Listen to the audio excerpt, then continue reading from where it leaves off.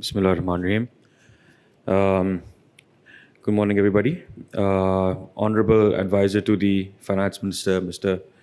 Khurram Shahzad, Rana Tariq Saab, Patron-in-Chief of the Chainstore Association of Pakistan, Asfandiar Farooq, Chairman of the Chainstore Association of Pakistan, fellow panelists, and distinguished guests.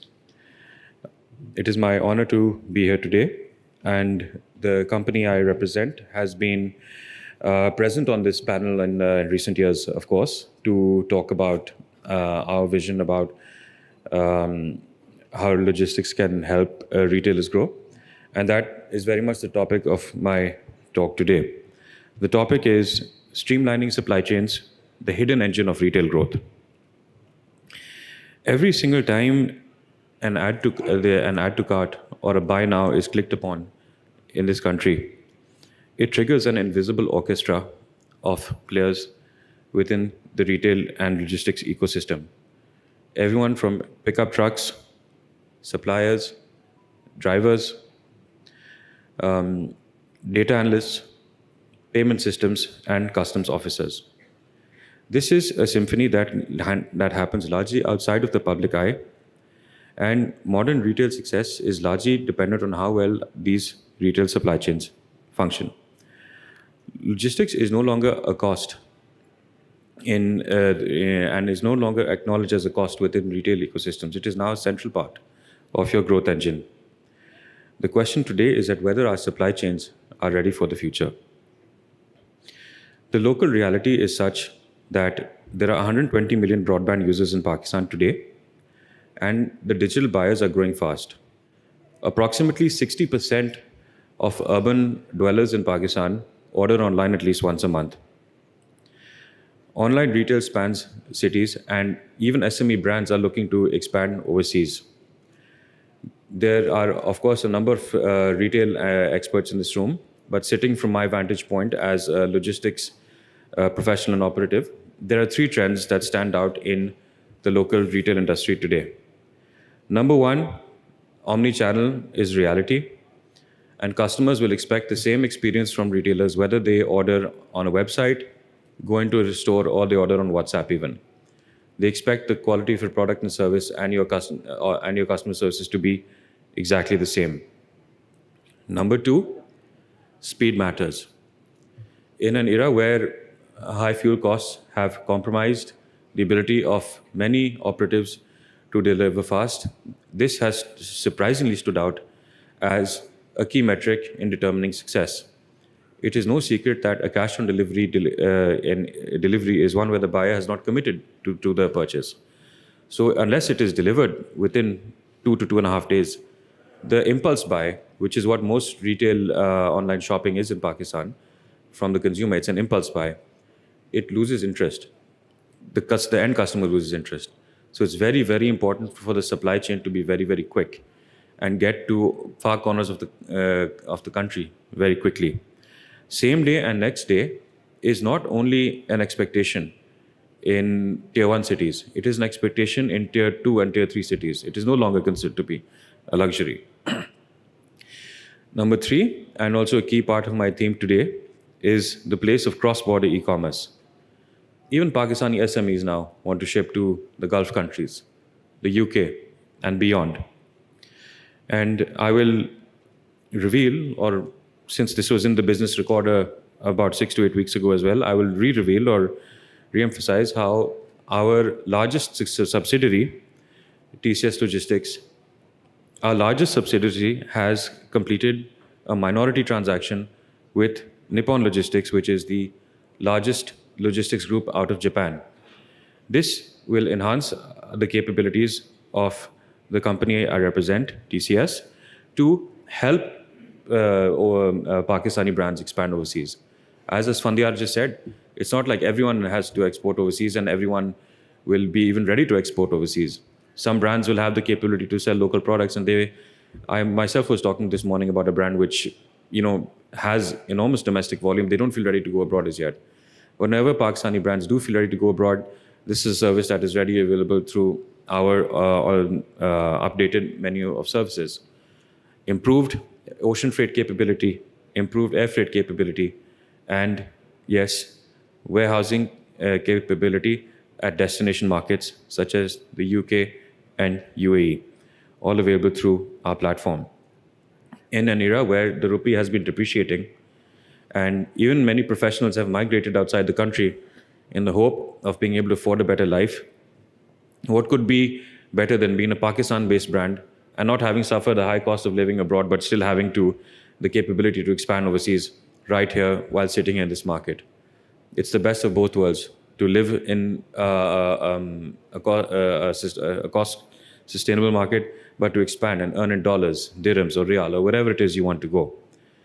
Cross-border commerce is one of the largest requirements of online shops, or even shops selling offline of their retail brand, the mother retail brand today, which operates, of course, online and offline retail. Even if you look at the Pakistan Stock Exchange, many of the star companies are those which are selling software or are selling foodstuffs overseas. So the capability to expand abroad is a key metric, much more than it was even a few years ago. Right here, in fact, with the Chainstore Association of Pakistan, I was part of dialogues with the Ministry of Commerce in a previous government. And even back then, and this is before the rupee depreciation of 2022-23, even back then the focus was on exports. And that inspired me to come back to the drawing board at my own company and talk to my own team who are sitting in front of you today and say that, look, I know we're selling very, very well domestically, but I really think that a really big opportunity lies in exports, because that's what the Minister of Commerce was saying to me today. Why is supply chain an edge for the retail sector? As our previous speaker just said, the best marketing can create your demand, but it's your best supply chain which delivers it. Streamlined supply chains will drive profitability and customer loyalty. Streamlined supply chains have three main pillars. Number one, visibility, knowing what's in stock, what's moving, and what's delayed. Knowing what's in stock, this can help brands prevent stockouts at other retail outlets. For example, omni-channel has had this as a key differentiator, that your central warehouse stock is not only recorded, your stock at various retail outlets is also recorded, so that if a TCS rider does not have to pick up from the warehouse, it's out of stock at the warehouse, it's in stock in one of the boutiques or one of the various outlets in the city. This is very, very important for brands to retain their experience. And then, of course, the tracking system to decide what's moving and what's delayed. Delays are normally for, floods or, technical delays or something, but it's not. But it's helpful to at least know and let your customer know, because that helps you retain them and manage expectations. Integrations with systems, integration between retailers, manufacturers, who are our valued clients, and the logistics partner. This leads to fewer bottlenecks. And agility, the ability to adapt fast. Data-connected factories are the future, and many are already operating in deep collaboration within the brand itself, but they're not operating in as deep collaboration with logistics partners as they would. Everyone over here would be familiar with Zara and its model of Zara worldwide is considered to be the model of a highly flexible, highly agile supply chain. The data about what is selling at the store in Tokyo, Japan, would be transmitted back to Spain, so that they would be able to then manufacture the right batch and not waste any of their production capability manufacturing things which you not sell. But the more that this data is shared by retailers and manufacturers with a logistics partner, the more it aids our mutual benefit. In Singapore and Dubai, for example, integrated supply chains which are integrated between the logistics partner and the client, we can ensure that costs can go down by almost 20%. In Pakistan, those who master this and collaborate deeply with us, with a logistics partner, will be able to have better growth.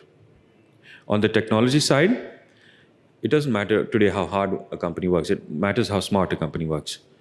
Artificial intelligence will have the ability to predict, and through our own internal operating systems, we are able to predict that what exactly the product will sell from the brand, where it will go, and when it will be ordered. These are trends and data that we sometimes analyze. It helps us plan our campaigns. When we say that so-and-so brand is planning a campaign, we have heat maps and we understand which neighborhood, which destination it will go in, what price point it will sell at, and who will be the customer. So artificial intelligence helps us predict these things. Tech alone, my friends, however, is not enough. Collaboration is the answer. Even tech is manned by people. And collaboration and tech combined can turn a linear algorithm into a living, eating, breathing ecosystem that is reflexive, adaptive, and innovates based on customer feedback. From my perspective, of course, the people in this audience would be my customers. And in your perspective, the walk-in client will be the customer. Customer opinion, ladies and gentlemen, is your gold dust, and it is my gold dust. And because so long as we innovate based on that, and we consistently, with humility, have our ear close to the customer, and we are taking their feedback to innovate, it's very, very tempting to become competitor-focused or management dialogue-focused rather than customer-focused. Customer focus has to remain the primary dialogue that dominates boardroom conversations. And so long as it reaches the boardroom, your company will be in a good place.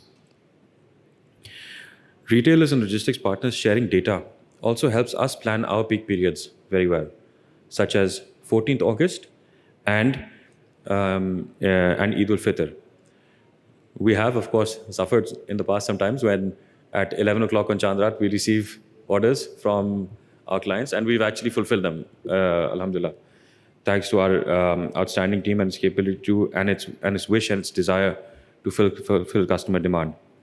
But now because of our outreach to customers, we ask for data as early as possible, especially around Eid. And the earlier it's shared with us, the better it enables us to plan. Do we need to send trucks? Do we need to send bikes? Even this is something that we can collaborate upon, right? Local efficiency, my friends, these are the examples of local efficiency that leads to global readiness. As Asfandia said, you need to be ready to sell locally. Your local market is your litmus case, it's your test case about how you are able to sell abroad. If your shoe or your shirt is able to sell over here, then you can be ready for overseas growth, right? A brand in Multan can reach London, or someone manufacturing Peshawari chappals in Charsada can reach Abu Dhabi, right? So these kind of local efficiencies build your global efficiency as well. And when your global efficiency can add improvements to your bottom line, it can add billions and billions of rupees to the retail GDP of this country, which is the contribution that we can all make together. Efficiency means access, and access means growth. The goal is to be fast, flexible, data-driven, and highly responsive to customer demand that consistently flows in for us. So the more that retailers collaborate with us, the more we will also be able to perform better. And feel free to share honestly with everything you've said. Sometimes, for example, people have said that at one previous conference I came to, people said that our payments were delayed for e-commerce clients. We went back to the drawing board, and alhamdulillah, in 2025, we can report some amount of improvement, although, of course, we continue to seek to innovate in this regard and become even faster. My personal view, ladies and gentlemen, is that the future of retail will be won not by those who sell the most, but by those who deliver the best. Zara is a global example of a highly flexible, highly adaptive, synchronized supply chain that quickly adapts according to customer demand. And from sketch to store, the longest supply chain they had apparently was from Spain to Tokyo, Japan. 7 days only. We can be better than that. We can be, especially because of so many of our source markets are close by in the GCC, the UK. There are multiple air links between the UK that can help you get to where you want, and of course within Pakistan itself. So when supply chains flow, my friends, the economy flows. Let's make efficiency the national competitive advantage of Pakistan. Thank you.